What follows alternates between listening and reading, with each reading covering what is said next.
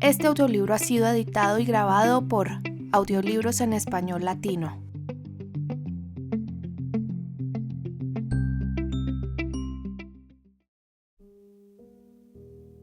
El fuego de la hoguera, por Jack London.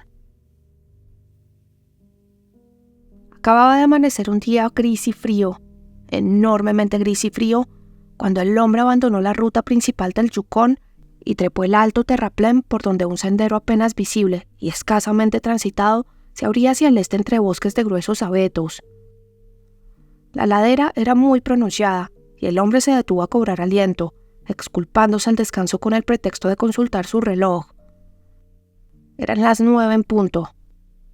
No se veía el sol, ni se vislumbraba siquiera su destello, aunque no había en el cielo ni una sola nube. Era un día despejado, y sin embargo, cubría la superficie de las cosas una especie de manto intangible, una melancolía sutil que oscurecía el ambiente y que se debía a la ausencia del sol. El hecho no le preocupó. Estaba acostumbrado a la ausencia de sol. Habían pasado ya muchos días desde que lo viera por última vez, y sabía que habían de pasar unos cuantos más antes de que su esfera alentadora, en su camino hacia el sur, asomara fugazmente por el horizonte para ocultarse inmediatamente a la vista. Echó una mirada atrás, al camino que había recorrido. El Yukón, de 1,5 kilómetros de anchura, yacía oculto bajo una capa de 1 metro de hielo sobre la que se había acumulado otro metro de nieve. Era un manto de un blanco inmaculado que formaba suaves ondulaciones donde el hielo se había acumulado. Hacia el norte y hacia el sur, hasta donde alcanzaba su vista, se extendía la blancura ininterrumpida, a excepción de una fina línea oscura que, partiendo de una isla cubierta de abetos, se curvaba y retorcía en dirección al sur, y se curvaba y retorcía de nuevo en dirección al norte, donde desaparecía tras otra isla igualmente cubierta de abetos. Esa línea oscura era el camino, la ruta principal que conducía hacia el sur, a lo largo de 800 kilómetros hasta el paso de Chilkoot, Dyea y el agua salada, y hacia el norte, a lo largo de 100 kilómetros hasta Towson, a lo largo de 1,500 kilómetros hasta el Nulato y a lo largo de 2,500 kilómetros más hasta San Michael, a orillas del mar de Bering. Pero todo aquello, la línea fina, misteriosa y prolongada, la ausencia de sol en el cielo, el tremendo frío y lo extraño y sombrío de todo aquello, no le producía al hombre ninguna impresión. No es que estuviera muy acostumbrado a ello. Era un recién llegado a estas tierras, un chechacuo, y aquel era su primer invierno. Lo que le pasaba es que carecía de imaginación. Era rápido y agudo para las cosas de la vida, pero solo para las cosas, y no para calar en el significado de las cosas. 45 grados bajo cero significaban 45 grados bajo el punto de congelación. El hecho se traducía en un frío incómodo y desagradable, y eso era todo. No le inducía a meditar sobre su fragilidad como criatura afectada por la temperatura, ni sobre la fragilidad del hombre en general, capaz solo de vivir dentro de unos límites restringidos de frío y de calor, ni le llevaba tampoco a perderse en conjeturas acerca de la inmortalidad o del lugar que ocupa el ser humano en el universo. 45 grados bajo cero significaban para él la quemadura del hielo que provocaba dolor y de la que había que protegerse por medio de manoplas, orejeras, mocasines y calcetines gruesos. 45 grados bajo cero se reducían para él a 45 grados bajo cero. Que pudieran significar algo más era una idea que nunca había hallado cabida en su mente. Al volverse para continuar su camino, escupió meditabundo en el suelo. Un chasquido seco, semejante a un estallido, le sobresaltó. Escupió de nuevo, y de nuevo chasqueó la saliva en el aire antes de que pudiera llegar al suelo. Él sabía que a 45 grados bajo cero, la saliva produce un chasquido sobre la nieve, pero en este caso lo había producido en el aire. Indudablemente la temperatura era aún más baja. Cuánto más baja lo ignoraba, pero no importaba. Se dirigía al campamento del ramal izquierdo del arroyo Henderson, donde le esperaban sus compañeros. Ellos habían llegado allí desde la región del arroyo Indio, atravesando la línea divisoria, mientras que él iba dando un rodeo para estudiar la posibilidad de extraer madera de las islas de Yukon la próxima primavera. Llegaría al campamento a las 6 en punto. Para entonces ya habría oscurecido, era cierto, pero los muchachos se hallarían allí, habrían encendido una hoguera y le aguardaría una cena caliente. En cuanto al almuerzo, apretó la mano contra el bulto que sobresalía bajo la chaqueta.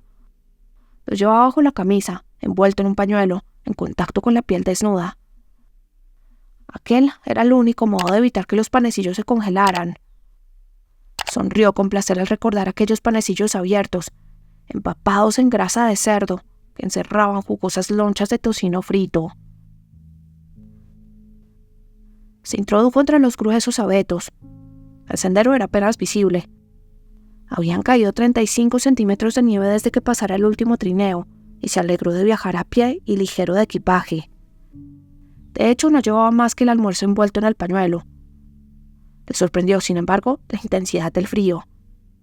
Sí, ciertamente hacía frío, se dijo, mientras se frotaba la nariz y las mejillas insensibles con la mano enfundada en una manopla. Era un hombre velludo, pero el vello de la cara no le protegía de las bajas temperaturas, ni sus altos pómulos, ni su nariz ávida que se hundía agresiva en el aire helado. Pegado a sus talones trotaba un perro esquimal, el característico perro lobo de color gris que no presentaba ninguna diferencia, ni visible ni de temperamento, con respecto a su hermano, el lobo salvaje. El animal estaba abrumado por el tremendo frío. Sabía que aquel no era día para viajar. Su instinto le decía a él más que el raciocinio al hombre a quien acompañaba. En realidad la temperatura no era de 45 grados bajo cero, ni siquiera de poco menos de 45 grados. Era de menos 50 grados bajo cero, de menos de 55 grados bajo cero. Era de 60 grados bajo cero, lo cual significaba 60 grados bajo el punto de congelación. El perro no sabía nada de termómetros.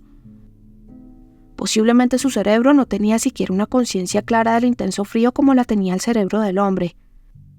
Pero el animal tenía instinto.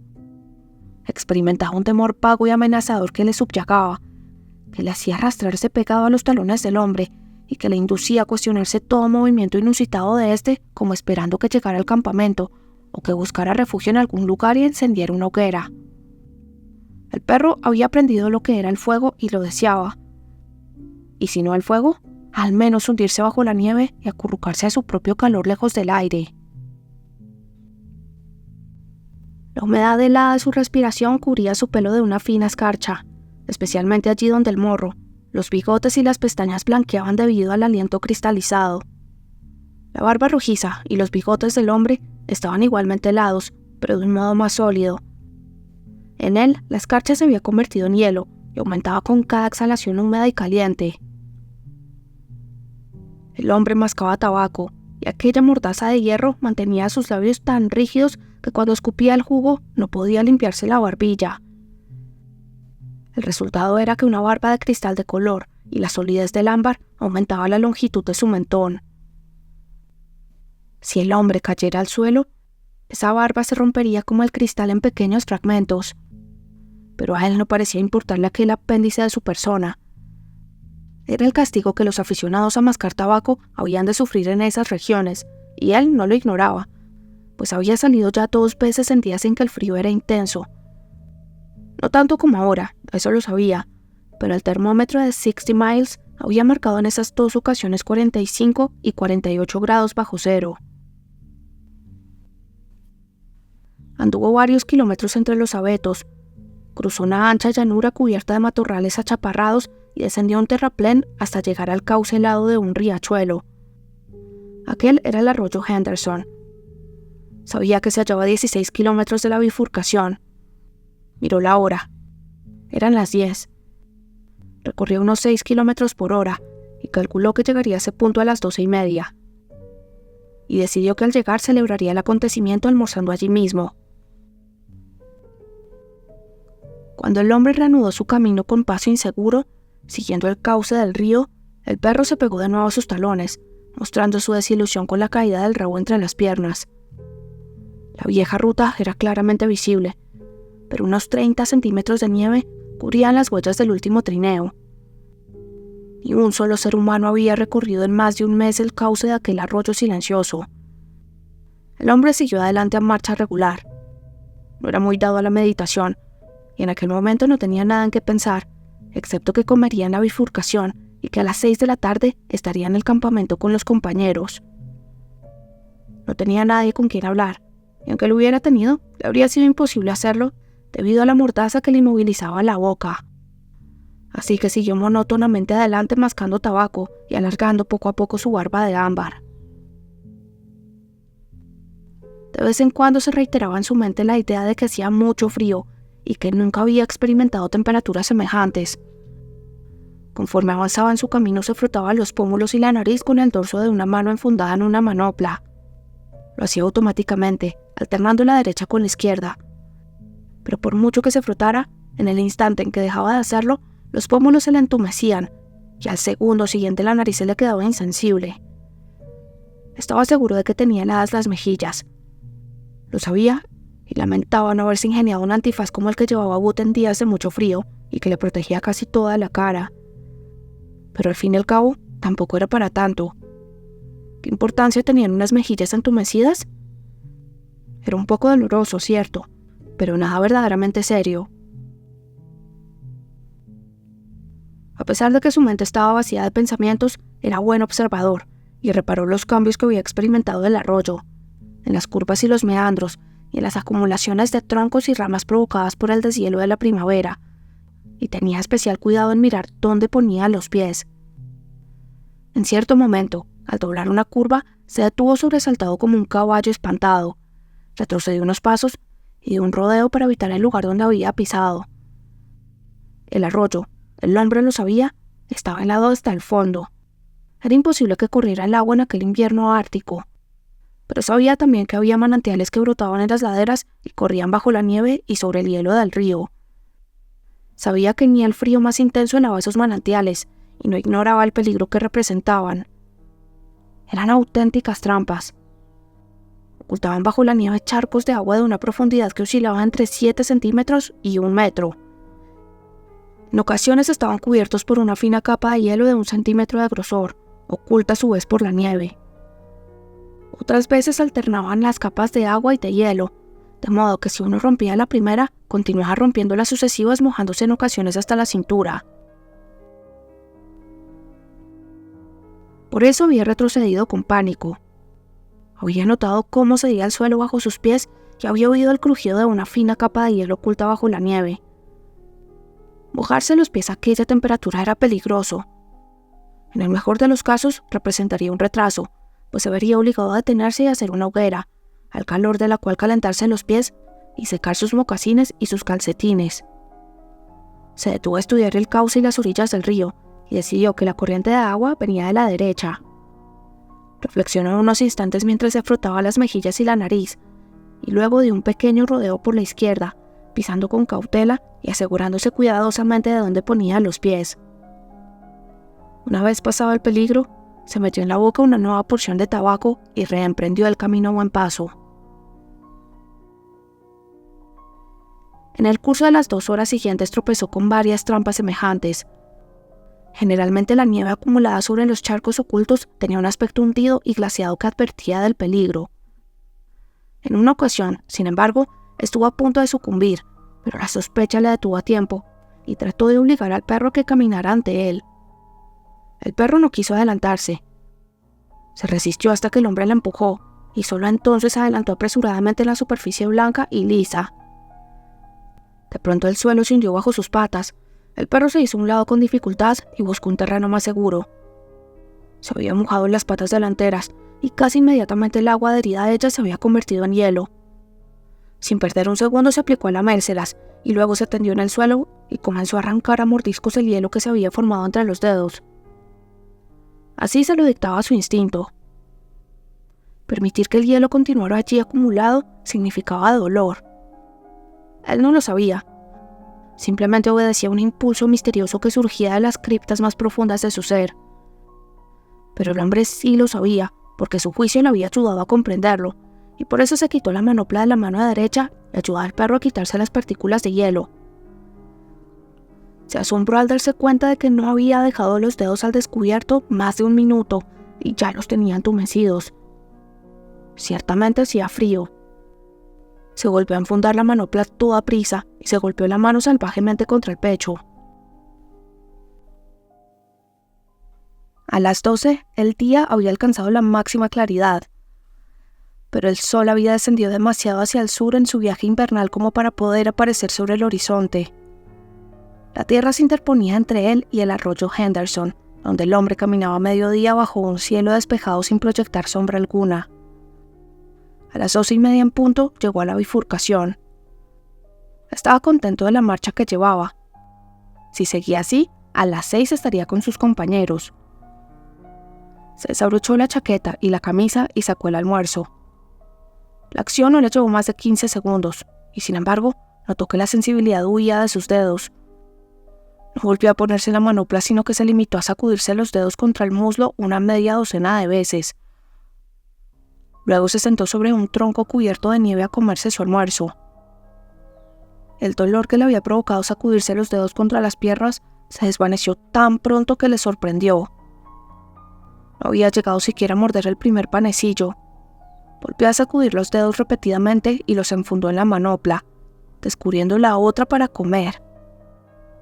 Trató de morder un bocado, pero la mortaza de hielo le impidió abrir la boca.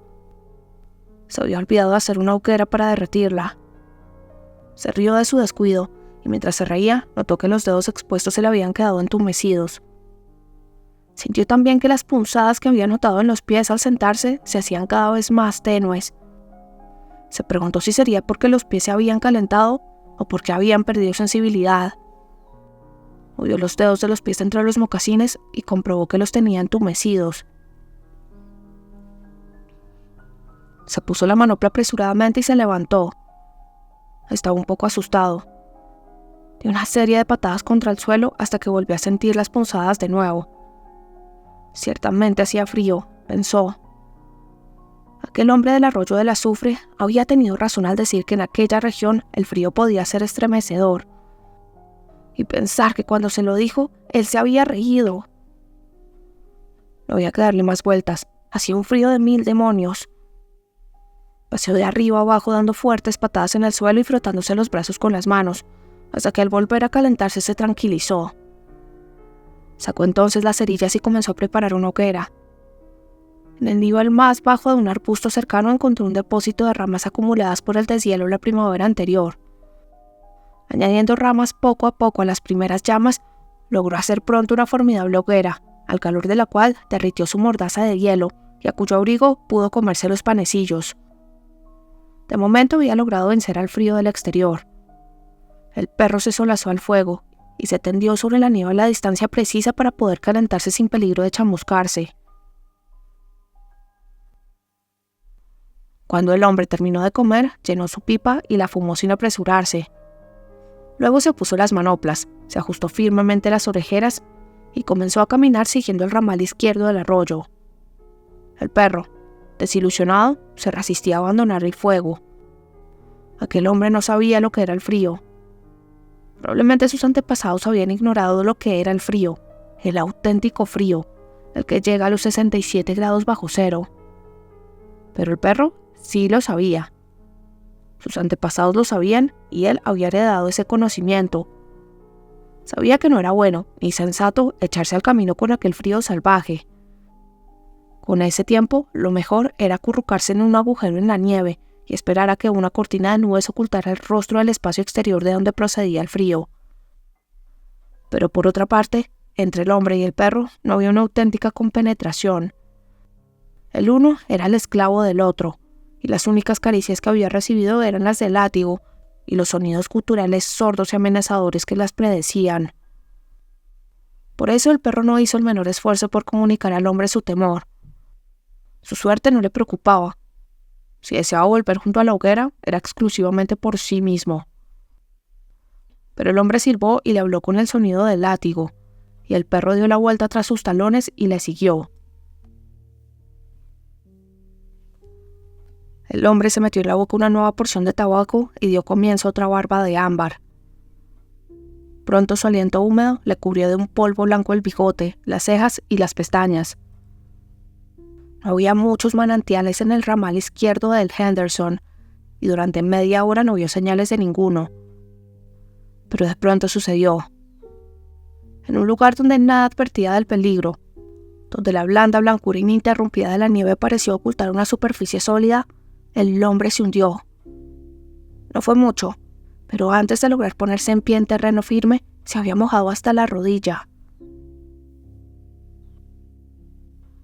Se enfureció y maldijo en voz alta su suerte. Quería llegar al campamento a las 6 en punto, y aquel percance representaba una hora de retraso. Ahora tendría que encender una hoguera y esperar a que se le secaran los calcetines y los mocasines.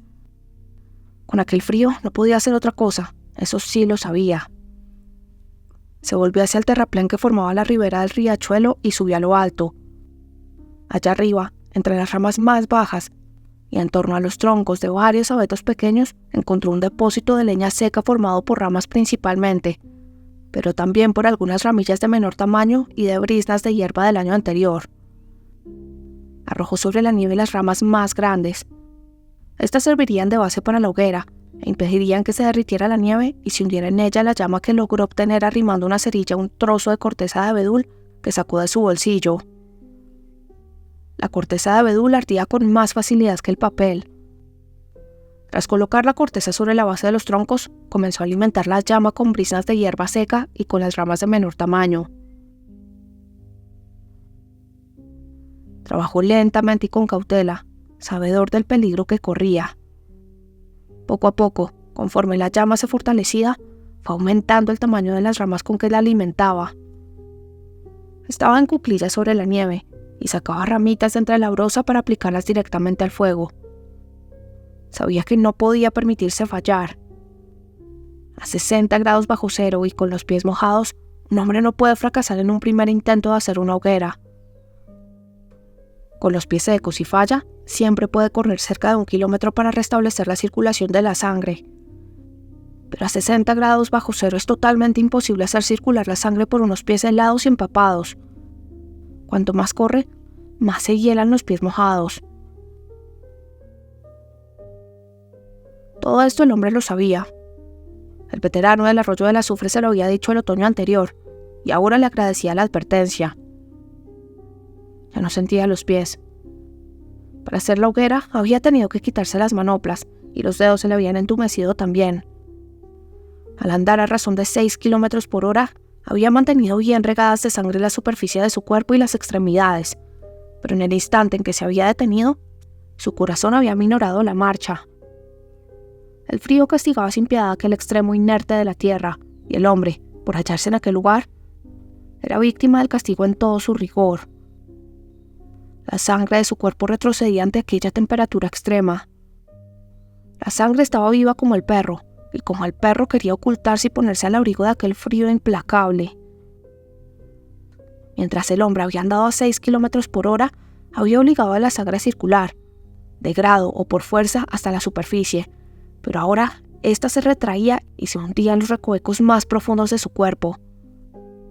Las extremidades fueron las primeras que notaron su ausencia. Los pies mojados se helaron primero, mientras que los dedos expuestos a la intemperie perdieron sensibilidad, aunque todavía no habían empezado a congelarse. La nariz y las mejillas estaban entumecidas y la piel del cuerpo se enfriaba conforme la sangre se retiraba. Pero estaba a salvo. El hielo no le afectaría los dedos a los pies, a la nariz y a las mejillas porque el fuego comenzaba ya a cobrar fuerza. Lo alimentaba ahora con ramas del grueso de un dedo. 1 minuto más y podría arrojar a él troncos del grosor de su muñeca. Entonces podría quitarse los mocasines y los calcetines, y mientras se secaban, acercaría a las llamas los pies desnudos, no sin antes frotarlos, naturalmente con nieve. La hoguera era un completo éxito. Estaba salvado. Recordó el consejo del veterano del arroyo del azufre y sonrió. El anciano había anunciado con toda seriedad la ley sobre la cual por debajo de 45 grados bajo cero, ningún hombre debe viajar solo por la región del Klondike. Pues bien, Allí estaba él. Había sufrido el temido accidente, iba solo y sin embargo se había salvado. Aquellos veteranos, pensó, eran como mujeres, al menos algunos de ellos. Mientras no se perdiera la cabeza, no había nada que temer. Un hombre de verdad podía viajar solo. Aún así, era asombrosa la velocidad a la que se le helaban la nariz y las mejillas. Y nunca había sospechado que los dedos pudieran quedar sin vida en tan poco tiempo. Y sin vida se hallaban los suyos, porque apenas podía unirlos para coger una rama y los sentía lejos, muy lejos de él y de su cuerpo. Cuando tocaba una rama, tenía que asegurarse con la mirada de que la había cogido. Entre él y las puntas de sus dedos no había apenas conexión. Pero todo aquello no importaba gran cosa. Allí estaba la hoguera crepitando y chisporreteando y prometiendo vida con cada llama retozana. Trató de quitarse los mocasines. Estaban cubiertos de hielo. Los gruesos calcetines alemanes se habían convertido en láminas de hierro que le llegaban hasta media pantorrilla. Los cordones de los mocasines eran cables de acero anudados y enredados en extraña pugna. Durante unos momentos trató de deshacer los nudos con los dedos. Luego, dándose cuenta de la inutilidad del esfuerzo, sacó su cuchillo. Pero antes de que pudiera cortar los cordones ocurrió la tragedia. Fue culpa suya. No debió hacer la hoguera bajo las ramas del abeto. Debió hacerla en un claro. Pero le había resultado más sencillo recoger el material de entre ramas y arrojarlo directamente al fuego. Las ramas del árbol bajo el que se hallaba estaban cubiertas de nieve. El viento no había soplado en varias semanas y las ramas estaban totalmente cargadas. Cada vez que había cogido una rama, había comunicado al árbol una leve agitación, imperceptible a su entender, pero suficiente como para provocar el desastre. En lo más alto del árbol, una rama volcó su carga de nieve. Este cayó sobre las ramas inferiores y el proceso continuó hasta afectar a todo el árbol. La nieve creció como una avalancha y cayó sin previo aviso sobre el hombre y sobre la hoguera. El fuego se apagó. Donde momentos antes había ardido, no quedaba más que un desordenado montón de nieve fresca. El hombre quedó estupefacto. Fue como si hubiera oído su sentencia de muerte. Durante unos instantes se quedó sentado mirando hacia el lugar donde segundos antes ardiera el fuego. Después se tranquilizó. Quizá el veterano del arroyo del azufre había tenido razón. Si tuviera un compañero de viaje, ahora no correría peligro.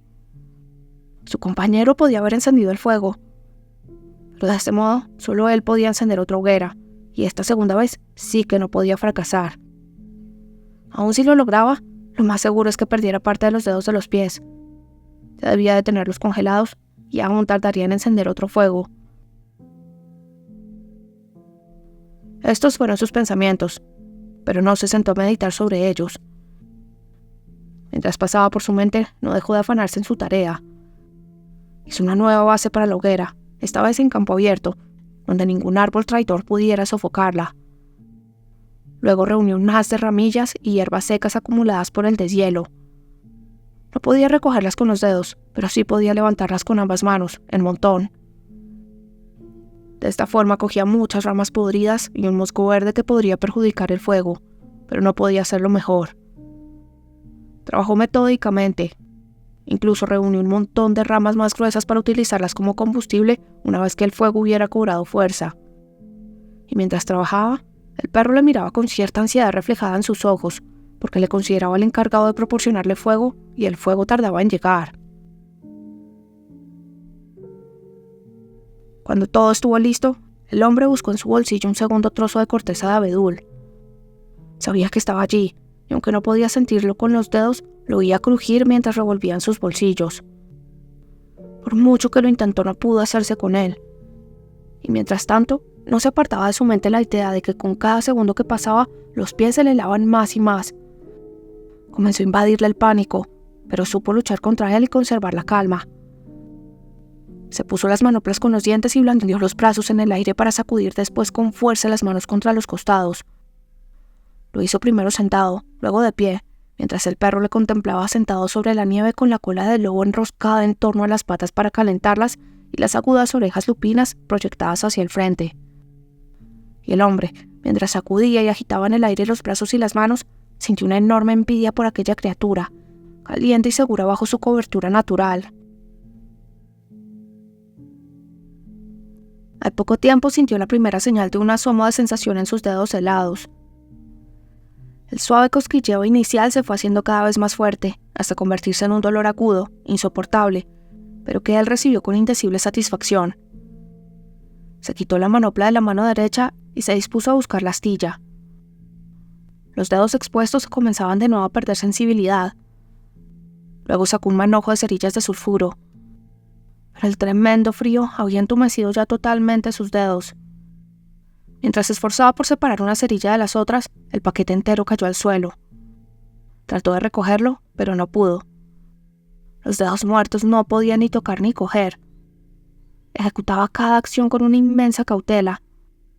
Dejó de pensar en sus pies, su nariz y sus mejillas heladas, y se entregó en cuerpo y alma a la tarea de recoger del suelo las cerillas. Decidió utilizar la vista en lugar del tacto, y en el momento en que vio dos de sus dedos debidamente colocados uno a cada lado del paquete, los cerró, o mejor dicho, quiso cerrarlos, pero la comunicación estaba ya tan totalmente cortada y los dedos no le obedecieron. Se puso la manopla derecha y se sacudió la mano salvajemente contra la rodilla. Luego, utilizando ambas manos, recogió el paquete de cerillas entre un puñado de nieve y se lo colocó en el regazo. Pero con eso no había conseguido nada. Tras una larga manipulación, logró aprisionar el paquete entre las dos manos enguantadas. De esta manera lo levantó hasta su boca. El hielo que sellaba sus labios crujió cuando un enorme esfuerzo consiguió separarlos. Contrajo la mandíbula, elevó el labio superior y trató de separar una cerilla con los dientes. Al fin lo logró y la dejó caer sobre sus rodillas. Seguía sin conseguir nada. No podía recogerla. Al fin se le ocurrió una idea. La levantó entre los dientes y la frotó contra el muslo. 20 veces repitió la operación hasta que logró encenderla. Sosteniéndola entre los dientes, la acercó a la corteza de abedul, pero el vapor de azufre le llegó a los pulmones, causándole una tos espasmódica. La cerilla cayó sobre la nieve y se apagó. El veterano del arroyo del azufre tenía razón, pensó el hombre en el momento de resignada desesperación que siguió al incidente. A menos de 55 grados bajo cero, se debe viajar siempre con un compañero. Dio unas cuantas palmadas, pero no despertó en las manos la menor sensación. De pronto se quitó las manoplas con los dientes y cogió el paquete entero de fósforos con la base de las manos. Como aún no tenía helados los músculos de los brazos, pudo ejercer presión sobre el paquete. Luego frotó los fósforos contra la pierna. De pronto estalló la llama. 70 fósforos de azufre ardiendo al mismo tiempo. No soplaba ni la brisa más ligera que pudiera apagarlos. La dio la cabeza para escapar a los vapores y aplicó la llama a la corteza de abedul. Mientras la hacía, notó una extraña sensación en la mano. Su carne se quemaba. A su olfato llegó el olor y allá adentro, bajo la superficie, lo sintió. La sensación fue intensificando hasta convertirse en un dolor agudo. Y aún así lo soportó, manteniendo torpemente la llama contra la corteza que no se encendía, porque sus manos ardientes se interponían, absorbiendo la mayor parte del fuego. Al fin, cuando ya no pudo aguantar más, abrió las manos de golpe. Los fósforos cayeron chisporreteando sobre la nieve, pero la corteza de abedul estaba encendida. Comenzó a acumular sobre la llama briznas de hierbas secas y las ramas más pequeñas. No podía seleccionar, porque la única forma de transportar el combustible era utilizando la base de las manos. A las ramas iban adheridos fragmentos de madera podrida y de musgo verde, que arrancaba como podía con los dientes. Cuidó la llama con mimo y con torpeza. Esa llama significaba la vida y no podía perecer. La sangre se retiraba de la superficie de su cuerpo y el hombre comenzó a tiritar y moverse torpemente. Un montón de musgo verde cayó sobre la pequeña hoguera. Trató de apartarlo, pero el temblor de los dedos desbarató el núcleo del fuego. Las ramillas y las hierbas se disgregaron. Quiso reunirlas de nuevo, pero a pesar del enorme esfuerzo que hizo por conseguirlo, El temblor de sus manos se impuso y las ramas se dispersaron sin remedio. Cada una de ellas elevó en el aire una pequeña columna de humo y se apagó. El hombre, el encargado de proporcionar el fuego, había fracasado. Mientras miraba apáticamente a su alrededor, su mirada cayó sobre el perro, que sentado frente a él, al otro lado de los restos de la hoguera, se movía con impaciencia, levantando primero una pata, luego la otra, y pasando ansiosamente de una a otra el peso de su cuerpo. Al ver al animal, se le ocurrió una idea descabellada. Recordó haber oído la historia de un hombre que, sorprendido por una tormenta de nieve, había matado a un ovillo, lo había abierto en canal y había logrado sobrevivir introduciéndose en su cuerpo. Mataría al perro e introduciría sus manos en el cuerpo caliente hasta que la insensibilidad desapareciera. Después encendería otra hoguera. Llamó al perro, pero el tono atemorizado de su voz asustó al animal, que nunca le había oído hablar de forma semejante. Algo extraño ocurría y su naturaleza desconfiada olfateaba el peligro. No sabía de qué se trataba, pero de algún modo, en algún lugar de su cerebro, se despertó el temor al hombre. Al oír su voz agachó las orejas y redobló sus inquietos movimientos, pero no acudió a la llamada. El hombre se arrastró a 4 patas hasta él. Su postura inusitada despertó de nuevo sospechas en el perro, que se hizo a un lado atemorizado. El hombre se sentó en la nieve unos momentos y luchó por conservar la calma. Luego se puso las manoplas con los dientes y se levantó. Tuvo que mirar al suelo primero para asegurarse de que se había levantado, porque la ausencia de sensibilidad en los pies le había hecho perder el contacto con la tierra. Al verla en posición erecta, el perro comenzó a dejar de sospechar, y cuando el hombre le habló de nuevo en tono de voz autoritario, con el sonido del látigo en la voz, volvió a su servilismo acostumbrado y le obedeció. En el momento en el que llegaba a su lado, el hombre perdió el control. Extendió los brazos hacia él y comprobó con auténtica sorpresa que las manos no se cerraban, que no podía doblar los dedos ni notaba la menor sensación. Había olvidado que estaban ya helados y que el proceso se agravaba por momentos. Aún así, todo sucedió con tal rapidez que antes de que el perro pudiera escapar, había aferrado su cuerpo entre los brazos. Se sentó en la nieve y lo mantuvo apretado contra él, mientras el perro se debatía por desasirse. Aquello era lo único que podía hacer, apretarlo contra sí y esperar. Se dio cuenta de que no podía matarlo. Era imposible. Con las manos heladas no podía sacar ni empuñar el cuchillo, ni tampoco asfixiar al animal. Al fin lo soltó, y el perro escapó con el rabo entre las piernas sin dejar de gruñir. Se detuvo unos 13 metros de distancia, y desde allí estudió al hombre con curiosidad, con las orejas enhiestas proyectadas hacia el frente. El hombre se buscó las manos con la mirada, y las halló colgando de los extremos de sus brazos. Le pareció extraño tener que utilizar la vista para encontrarlas. Blandió los brazos en el aire golpeándose las manos enguantadas contra los costados. Las agitó violentamente durante 5 minutos, y en este momento logró que el corazón lanzara a la superficie de su cuerpo la sangre suficiente para que él dejara de tiritar. Pero seguía sin sentir las manos. Tenía la impresión de que le colgaban como peso muerto al final de los brazos, pero cuando quería localizar esa impresión, no la encontraba. Cierto miedo a la muerte, sordo y opresivo, le invadió. El temor se agudizó cuando cayó en la cuenta de que ya no se trataba de perder unos cuantos dedos de las manos y los pies, o de perder las manos y los pies, sino que ahora se trataba de un asunto de vida o muerte en el que llevaba todas las de perder. La idea le produjo pánico.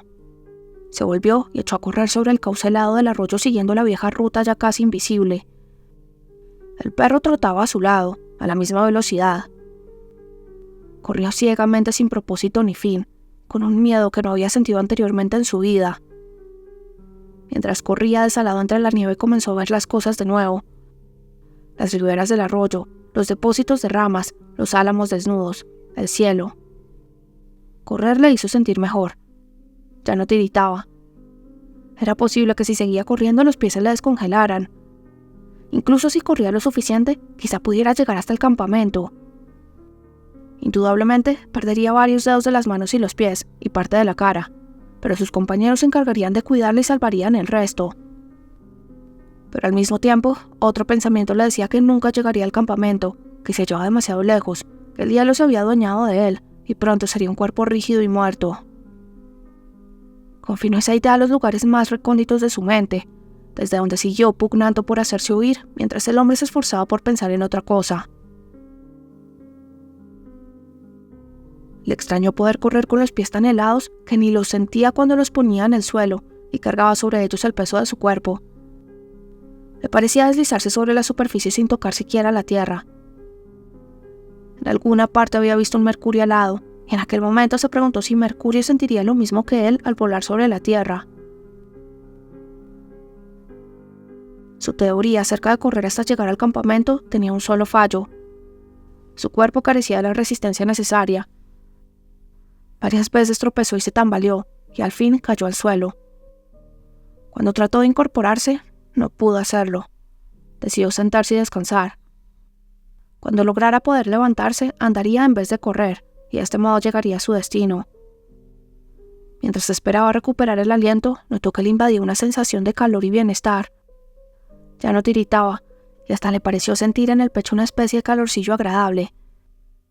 Y sin embargo, cuando se tocaba la nariz y las mejillas, no experimentaba ninguna sensación. A pesar de haber corrido del modo en que lo había hecho, no había logrado que se deshelaran, como tampoco las manos ni los pies. De pronto se le ocurrió que el hielo debía de ir ganando terreno en su cuerpo.